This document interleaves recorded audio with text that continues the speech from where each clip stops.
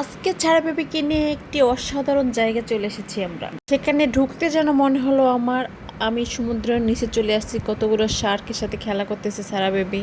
চারিদিকে নীল আলো আর পানির ভিতরে ঘুরে বেড়াচ্ছে মাছ, তারপরে জাহাজ, অনেক কিছু। এই জায়গাটা কোথায় দেখতে হলে আমাদের লাস্ট পর্যন্ত ভিডিওটি দেখতে হবে। আসসালামু আলাইকুম এভরিওয়ান, কেমন আছেন সবাই?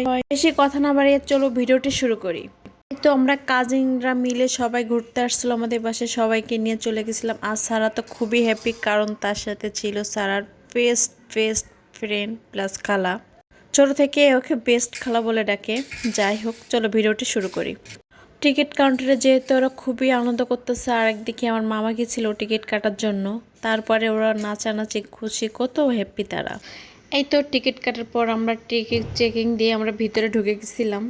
আসলে এটা বাইরে থেকে এত সুন্দর লাগে, জানি না ভিতরে কত সুন্দর, সেই চিন্তা করতে করতে ভিতরে ঢুকছিলাম। আর আমরা অবশ্য টাইম নিয়ে যাই নাই, আমরা খুব ভুল করছি। আমরা যদি টাইম নিয়ে যাইতাম তাহলে অনেকক্ষণ থাকতে পারতাম, অনেক ঘোরাঘুরি করতে পারতাম। হোক, আর কিছু করার নেই, আমরা ভিতরে চলে গেছি টিকিট দিয়ে। এখানে অবশ্যই চেকিং হয়, আপনারা অতিরিক্ত কোনো কিছু নিয়ে আসবেন না। পানি এমনকি খাওয়া জিনিস সবকিছু এখানে বাইরে রেখে তারপর আপনাকে ভিতরে ঢুকতে হবে। আমরা যেই দেখতে পেলাম কি সুন্দর একটা সমুদ্র, সুন্দরবন, বিভিন্ন ধরনের একটা দৃশ্য করা। এখানে রয়েছে বিভিন্ন ধরনের নৌকা, এগুলো সারাকে চিনেছিলাম কোনটা কোন নৌকা। এখানে রয়েছে বাংলাদেশের বিভিন্ন জায়গার ইতিহাস, সবকিছু এখানে দেখা যাবে। এখানে শুধু বড়দের না, এখানে কিন্তু ছোটদের নিয়ে গেলে এরা অনেক কিছু জানতে পারবে বাংলাদেশ সম্পর্কে। সেনাবাহিনী, তারপরে নৌবাহিনী, বিমান বাহিনী সবকিছু মিলে এখানে রয়েছে। এখানে রয়েছে যুদ্ধ বিমান, বিমান ট্যাঙ্কি, তারপরে হেলিকপ্টার, ট্যাঙ্ক, বিভিন্ন ধরনের রয়েছে। এখানে গেলে অনেক কিছু বুঝতে পারবো। আমরা আসলে প্রথমে ঢুকে বুঝতে পারছিলাম না আসলে পানির যে তলদেশটা কোথায় পাবো। তারপরে অনেক খুঁজে করছিলাম, আসলে আমরা বুঝতে পারছিলাম এটা কোন জায়গা। তারপর একজন কাছে জিজ্ঞাসা করছিলাম, ওরা বলে দিয়েছিল যে এটা হচ্ছে নিচে বেসমেন্টে রয়েছে। তারপরে আমরা খুঁজতে নিচে চলে গেছি, দেন তারপরে পাইছি। এই জায়গাটা সুন্দর না? দেখে কি মনে হচ্ছে আমরা এখন অবশ্যই কোনো জাহাজে বা কোনো কিছুতে রয়েছে, রাইট? এর পিছনে রয়েছে যুদ্ধ বিমান, সবকিছুর সামনে ওরা ছবি উঠাচ্ছিল আর অনেক এনজয় করতেছিল। আর এটা তো দেখে মনে হচ্ছে আমরা হয়তো কোনো এয়ারপোর্টে এবার আমরা নিচে চলে যাচ্ছি। অনেক খুঁজে পরে আসল জায়গাটা পেয়েছি। রাস্তা কোনো জায়গায় আমার তো আগে যাও যাও।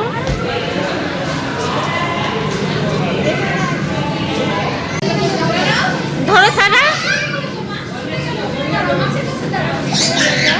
সারা বেবি যাও।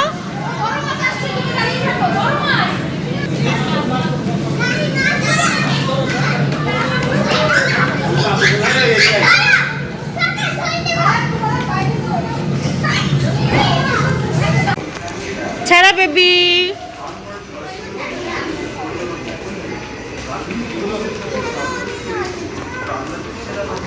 যদিও আমাদের টাইম শেষ।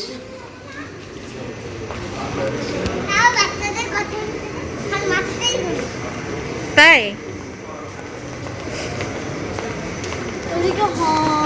আরিবা কত হ্যাপি, অনেক।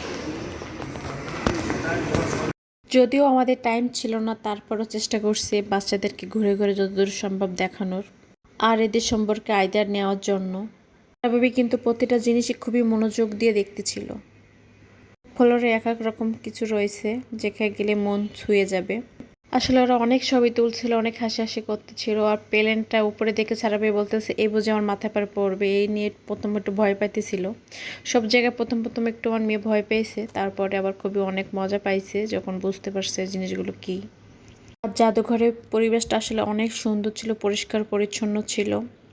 এখানে অযথা কোনো কিছু জায়গায় হাত দেওয়া নিষেধ আছে, চাইলে কোনো কিছু ধরতে পারবেন না। এখানে এত সুন্দর সিকিউরিটি অ্যান্ড সব কিছু মিলায় অসাধারণ একটা পরিবেশ ছিল।